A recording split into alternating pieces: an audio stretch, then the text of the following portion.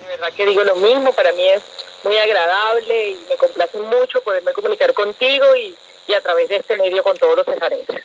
Bueno, en primer lugar, quiero felicitarla por ese muy buen artículo que se jaló, muy bien escrito, pero además muy bien informado, con cifras certeras. Se nota que hizo un trabajo investigativo muy bueno.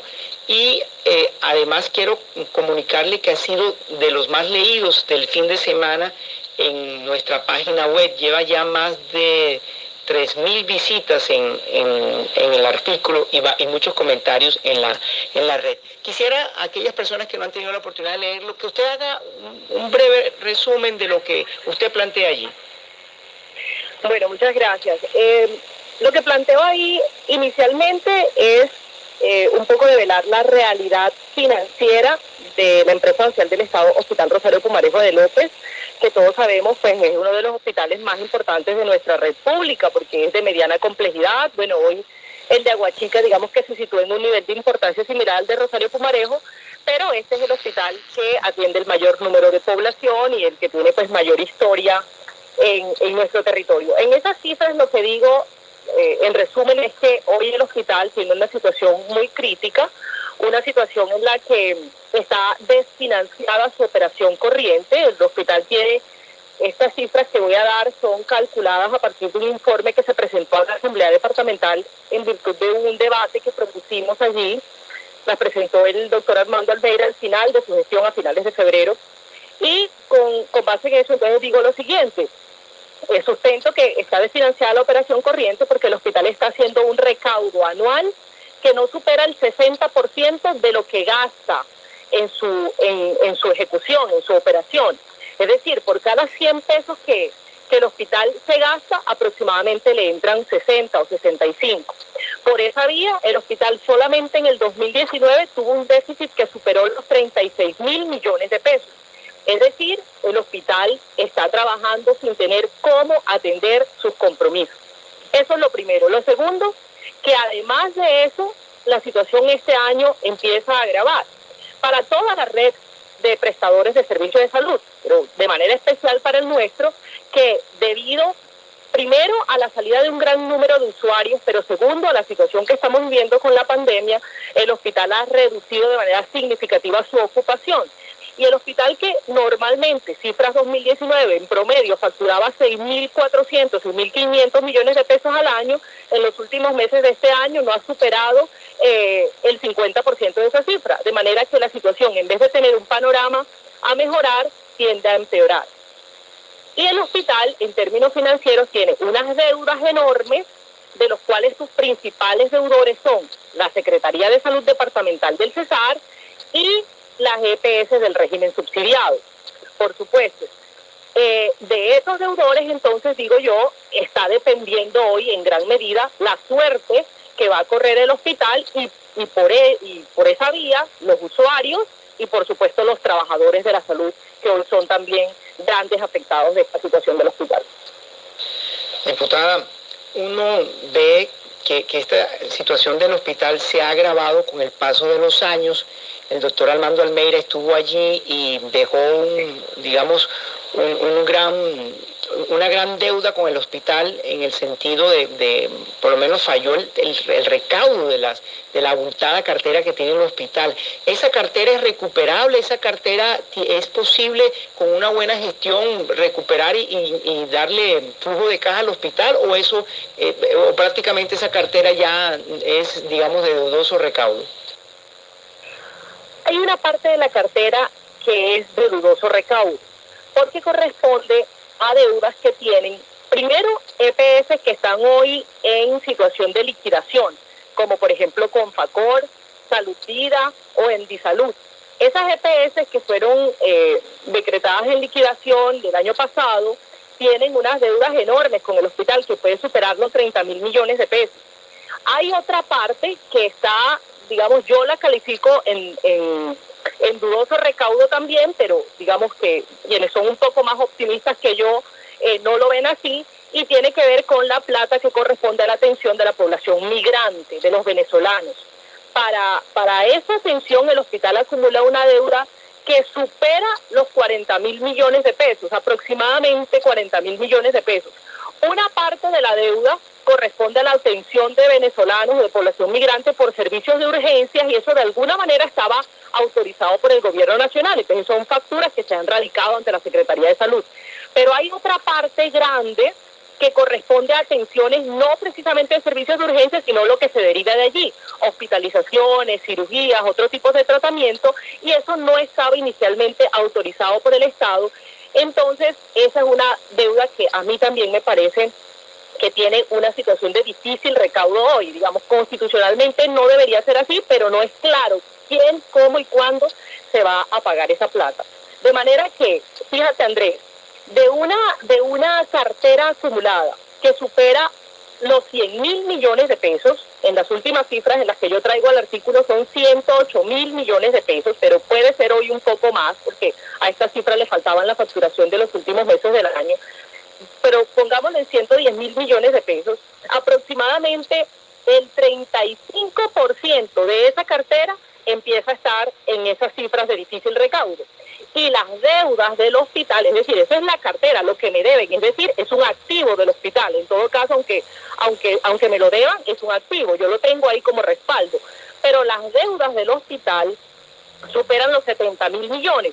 Es decir, que si efectivamente esa cartera no es recuperable, el hospital no tendría con qué asumir sus pasivos. Y dentro de sus pasivos, quiero resaltar, está 13.000 millones de pesos que se le deben a los trabajadores del hospital, desde un camillero, enfermeras, auxiliares, médicos, hasta especialistas, personal administrativo y demás, y una deuda muy importante que a mí me preocupa porque va en crecimiento sin que se haga nada para evitar lo que se llama contingencias judiciales, que son demandas que le llegan al hospital todos los días. Por un lado, demandas laborales, por ese modelo de tercerización de la prestación del servicio perverso que tienen a los trabajadores en cooperativas o en asociaciones sindicales ficticias o en bolsas de empleo disfrazadas de otra cosa, y los trabajadores cuando salen de allí van y demandan al hospital con toda la razón contratos realidad, y el hospital a este corte de diciembre de 2019 debía 25.000 millones de pesos por esa vía. Entonces, con una cartera de difícil recaudo y con unas deudas que sí son ciertas y ejecutables, es mucho más fácil recaudo para esos acreedores. Entonces el hospital no tiene un futuro cierto a menos que ya el gobierno departamental haga algo para salvarlo. Pero lo puede hacer porque usted en el artículo dice que de esa cartera que tiene, de los 108.000 millones de pesos que le deben al hospital, cerca de 30.000 millones de pesos se lo debe la Secretaría de Salud Departamental. ¿Por qué entonces no pagarle eso y darle un oxígeno al hospital? Claro, y es el momento de hacerlo, Andrés.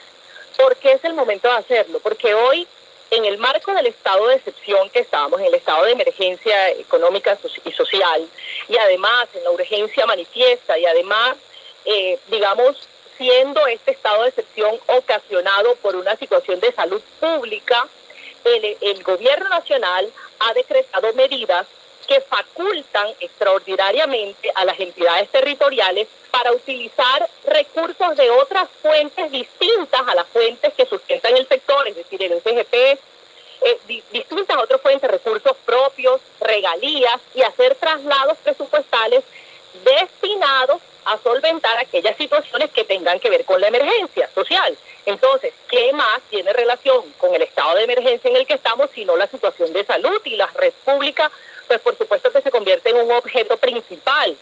De manera que si el gobierno departamental no lo hace ahora, digamos que estaríamos perdiendo una oportunidad de oro para que el departamento se ponga al día con el hospital. Esa deuda tan grande de la Secretaría de Salud, quiero volver a aclarar, con el hospital depende de qué, de la atención de la población pobre no asegurada, que se le llama PPNA, la población que no está adscrita a ninguna EPS y el hospital factura su atención, es una deuda que corresponde pagar al departamento del Cesar. Y por otro lado, la atención de la población migrante. Esta es una deuda que yo lo coloco aquí en aproximadamente 30.000 millones de pesos porque es la facturación que está radicada en la Secretaría de Salud, pero que puede ser mucho más en virtud de lo que decía hace un momento, aquella facturación de servicios prestados a la población migrante por servicios distintos a las urgencias que superan también los 17.000 millones de pesos y que no están en más de 50.000 millones de pesos con el hospital.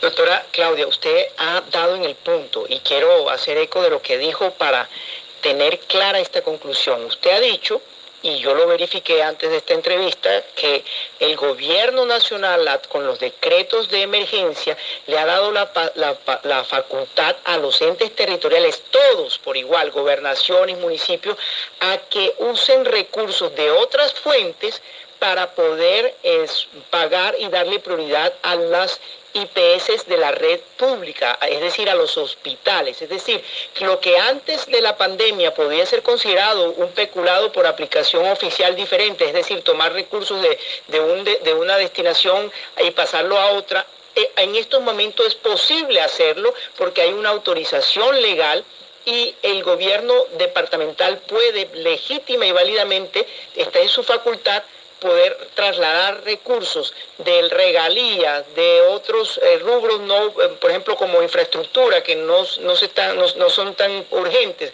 y poder pagarle al hospital en parte de esos 30.000 millones de pesos. Ojalá se los pagase todo. Entonces la conclusión es que si el gobierno departamental no lo hace, es por falta de voluntad política. Totalmente, Andrés. Es así. Digamos, es hoy, es ahora, y estamos perdiendo tiempo valioso en que el gobierno departamental puede sanear esa deuda. En conversaciones digamos, he escuchado de la Secretaría de Salud cuestionar el saldo. Y ese ha sido un asunto, yo fui Secretaría de Salud y desde entonces lo escucho y desde antes lo escucho y espero no escucharlo por mucho tiempo más. La discusión eterna de la no conciliación de las cuentas. Es decir, la Secretaría dice no son 30.000, sino que son 20.000, el hospital dice no, es que son 40.000. Esa discusión de cuánto es que realmente te debo o cuánto es que realmente me debes, que obedece a varias cosas que yo quiero resaltar. Una, la siempre relativa incapacidad técnica de la Secretaría de Salud para llevar al día su auditoría de cuentas. Pero por otro lado, estimo yo, y esto sí, pues asumo mi responsabilidad en esto, es que el hospital, cuando carga esa cartera en sus estados financieros, Andrés, de alguna manera está diciendo yo tengo un activo para respaldar mis deudas. Pero el día que depure esa cartera, que la aclare, que diga de verdad qué es lo que me deben y no me deben, y esa cartera no sea tan grande como aparece ser, entonces el hospital develaría que no tiene cómo sostenerse. Es decir, que sería catalogado en riesgo financiero y lo haría sujeto de intervención por parte de la Superintendencia Nacional de Salud. Entonces yo siento que de alguna manera el evitar llegar a esos momentos de conciliación, de alguna manera es un disfraz para no revelar la realidad del hospital. Pero dice lo que tú dices, sí, el estado de emergencia permite, porque precisamente si estamos en un estado de emergencia es porque nos urge tomar medidas para evitar que la situación de salud pública empeore o no podamos sortear los picos de la pandemia. Entonces, ¿cómo sorteamos eso? Pues teniendo un hospital fortalecido, al que le hayamos pagado a sus profesionales y demás. De las medidas prioritarias que hay que hacer, además de comprar mercados y darle asistencia a nuestra población, es fortalecer la red. Eso lo debemos hacer en este momento, conciliar rápidamente las cuentas, y si no se alcanza a conciliar, como tú decías, los 40.000 millones de pesos, por lo menos una gran parte de eso, que entrando ese dinero al hospital sería con el que él podría contar para pagarle a los trabajadores que hoy están asfixiados con 6, 7, 8, 10 meses sin salario, sin tener cómo proveer lo mínimo en sus hogares y que permiten hacer la cuña de una vez. Hoy están siendo hostigados, maltratados, viviendo un tenso ambiente laboral, no solamente porque no les pagan, sino porque les quieren amordazar para que no se quejen.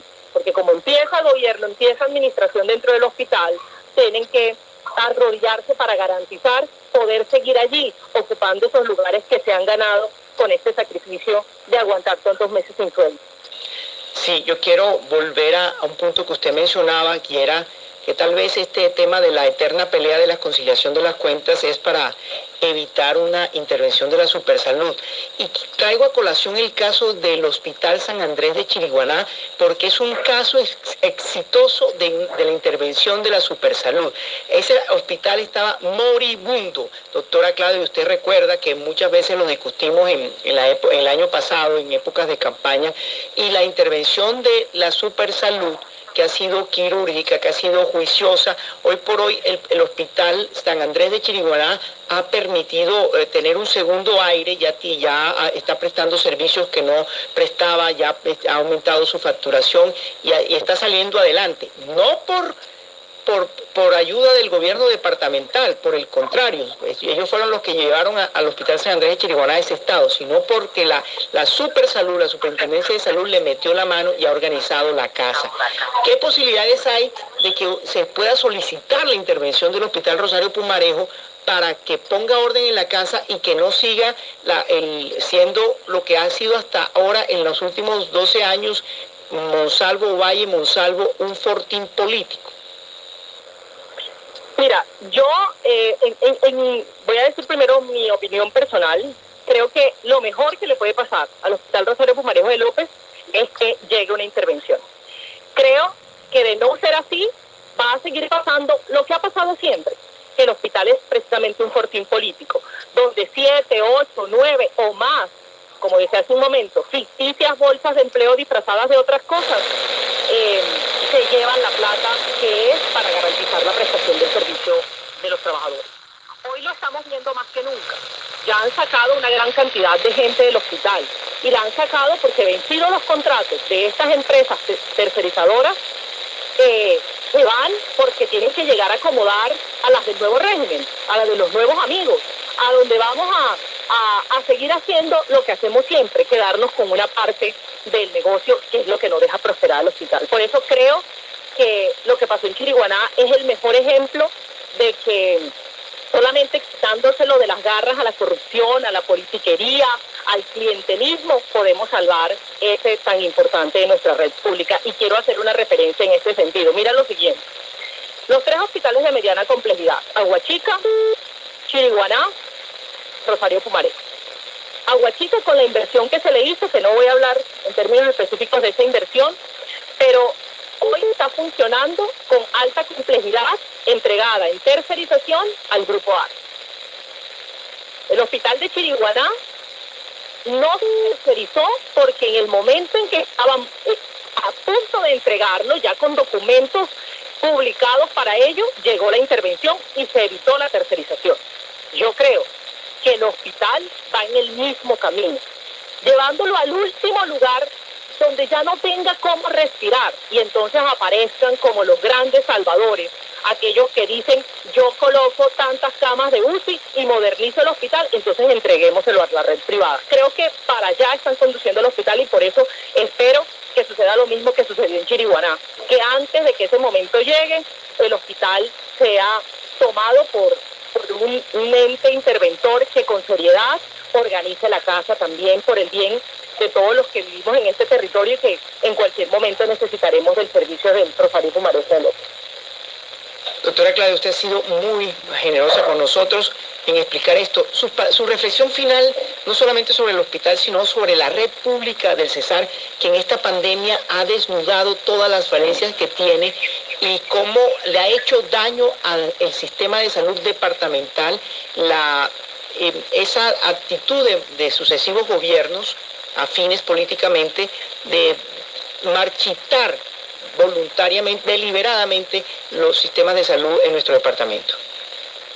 Claro que sí, Andrés, y un minutico antes de ir a ese punto concluyente que tú me pides, quiero decir lo siguiente, porque es de alguna manera una advertencia para todos los actores del sector de la salud, y es que las oportunidades que está dando el estado de emergencia para saldar esas deudas, para ponernos al día no solamente en recursos económicos, sino en dotar a nuestras instituciones de condiciones para la prestación del servicio, están siendo desaprovechadas. Por un lado, la posibilidad de trasladar recursos para pagar esas deudas históricas hasta hoy no se ha tomado, pero tampoco se adelantó una posibilidad que dio el estado de excepción también, que fue la compra de carteras. Fue una posibilidad de que el hospital fuera a Ladres, al Banco de la Salud, y dijera: Yo le vendo mi cartera, a cargo obviamente de las EPS. Para eso se requerían unos procesos, unas conciliaciones que debió liderar la Secretaría de Salud. No pasó nada, se vencieron las fechas, no hubo compra de cartera para el hospital. Se autorizó el uso de excedentes de cuentas maestras de SGP y de régimen subsidiado, tampoco se ha hecho. Se dispusieron recursos de FOME para ampliación de oferta, para apoyar aseguramiento, tampoco se ha hecho. Es decir, lo que vemos es una actitud negligente de adoptar y de tomar las medidas que hoy están a disposición para salvar la red. Siento que nuestras instituciones de salud hoy están en el peor lugar de agonía. Espero, ya lo dije, que con el Rosario Pumarejo de López haya un cambio de rumbo con una acción pronta del gobierno nacional y específicamente de la Superintendencia de Salud. Y espero dos cosas que pasen. Desde el departamento, que se reinicie, se tome el liderazgo para conseguir bajar recursos en este momento de emergencia, con el apoyo del departamento, por supuesto, con la apuesta financiera del departamento para saldar esas deudas históricas y con la gestión ante el gobierno nacional para que la deuda que tiene que ver con venezolanos también se aclare. Yo creo que si al hospital de esos 50.000 millones le llegaran 20.000 hoy, con eso pudiéramos recuperarlo. Espero en Dios que algo de eso pase. Y a todos los alcaldes que tienen a su cargo la red de baja complejidad, también pues un llamado de atención porque son el soporte, son las bases estructurales que soportan nuestro sistema y tampoco están en condiciones ideales. Lo más lamentable, Andrés, de todo esto es que nada de esas acciones, ninguna, quedó planteada en el Plan Departamental de Desarrollo. El Plan Departamental en el sector salud es un poco más de lo mismo, algunos indicadores de salud pública, algunos compromisos para hacer las visitas de inspección que nos corresponde, pero no hay recursos dispuestos para la salvación de la red pública. Por eso, un llamado a la ciudadanía para que estemos juntos y a los órganos de control para que estén atentos a lo que pasa en los sistemas de salud. Diputada, muchas gracias por estar con nosotros. Le deseamos una feliz tarde. Muchas gracias a ti, Andrés. Ella es Claudia Margarita Zuleta Murgas, diputada del Centro Democrático, comentando su columna, el Hospital Rosario Pumarejo de López y la Red Pública de Salud del Cesar. 5:30 el Cesar. 5:30 el Cesar. 5:30.